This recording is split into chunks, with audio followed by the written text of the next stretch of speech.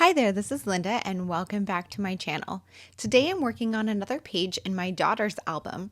This is the month of May 2020 in a pocket page, and I'm using the From the Garden collection from Cocoa Daisy. Let's go ahead and dive right in.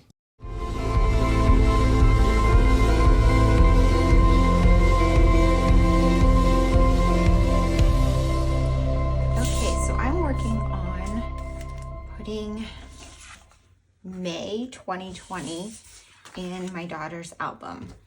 And this was a super busy month. It was so hard to narrow down the photos.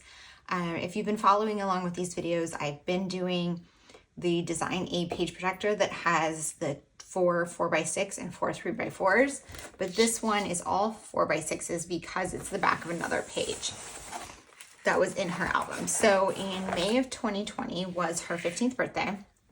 So I documented that on the back. So I didn't include any photos from her birthday on this spread because it's already in her album. Instead, I'm going to focus on some of the other stories that happened this month. So I know I want to do the Welcome May card. And then I'm just looking at what these other ones here. Let's see.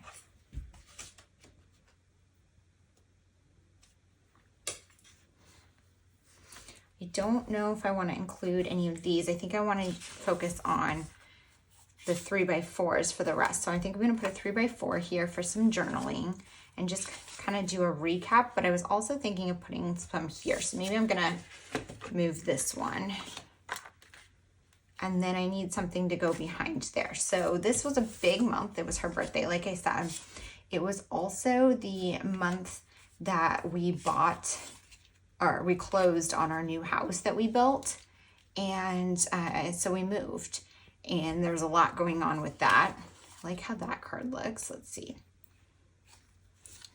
This one might be cute to cut out for there. Not relevant for her. And then this one I could talk about the painting we did. So I'm just gonna go ahead and flip through these. I don't really have a ton to say. I think I'm gonna go ahead and put you guys on fast forward as I get the rest of this put together. These spreads come together super quickly, and now that I am on the 5th month of the year, I really have found a routine for it. As I said in the beginning, I go through all my photos for the month and pull out ones for my daughter that represent activities from that month, especially ones that I have not yet documented in her album. I do plan to share a video here fairly soon about how I document her childhood albums and how I go back and fill them in, because she is now 19. And I am definitely filling in gaps here and there, but I'm not at all concerned about catching up with her childhood albums. I'm just filling them in as I go. But doing something like this, where I take 1 month at a time and go through an entire year that's happened already using current kits, is a great way to fill in those gaps. And at the end of the year, I will have 2020 pretty much entirely documented in her album. So I'm doing this on a one side 12 by 12 page protector, which sometimes, like I said in the beginning, is kind of hard to figure out how to fit everything in there. So I did cut some stories that were told elsewhere already in her album, but these are just some smaller highlights from the month. I'm using the From the Garden collection. A lot of these cards are from the Modern Memory Keeper collection, but I'm also using pieces from the stationery kit and the cousin sticker kit. This washi tape here, I am obsessed with it. It came from the stationery kit, and I know I'm going to use that over and over in a lot of my projects.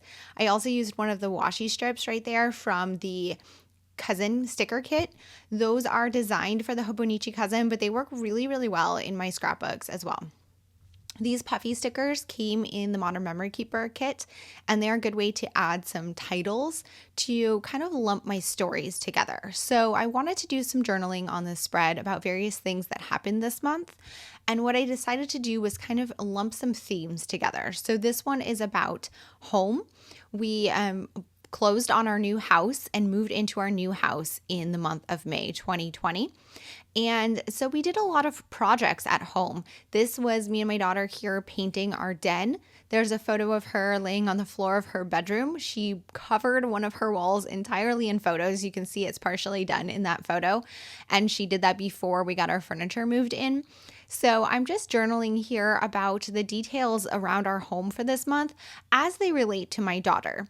As I mentioned, this is looking back on 2020. So this is, 4 years later. And it's hard to remember a lot of the details, but I'm referencing my Project Life album that I created at the time to get some ideas of stories I want to tell. So here I cut down a journaling card to put on this photo of my daughter from a hike, and I'm adding a title that says hike because this was still in the pandemic, pretty much like we weren't seeing people, but we wanted to get out and do stuff. So here is us going for a hike. We went for quite a few hikes during the month of May or just during the summer of 2020. So I'm journaling about that here, and I only included this one photo from that hike. Another question that I get a lot is, I am divorced and I'm going back in time and documenting photos with my daughter's father in them and we're no longer together. And I wouldn't document that for my albums. If I was going back, I would probably color it in a different light, maybe like reduce the photos of him or only include a few of them. But because this is her album, I'm cognizant of the fact that she didn't divorce him. So this is her album and I want it to be for her. So I am including photos of him when they make sense. Sometimes I'm not selecting those photos just because I have only a few photos to include, but I am choosing to include them when they make sense. So like here is a family photo that we took in our new house wearing masks. It was definitely very relevant to the time. So I wanted to include it here in this spread for her. On this card here was my final journaling card. I just put the title of May, and then I'm adding bullet points of various things that happened from the month. So other little stories that relate to her for things that happened. I'm looking back on my Project Life album from 2020 that I created at the time where I told all of those various stories. So here I'm just selecting some that relate to my daughter that weren't otherwise documented in her album, and I'm including them on this bullet point list. I find that adding a bullet point list is a really great way to summarize a month in an album super quickly, and it has this page come together really quickly. So I know I get so many questions about how to go back and fill in all of these albums, and doing something like this really doesn't take that much time.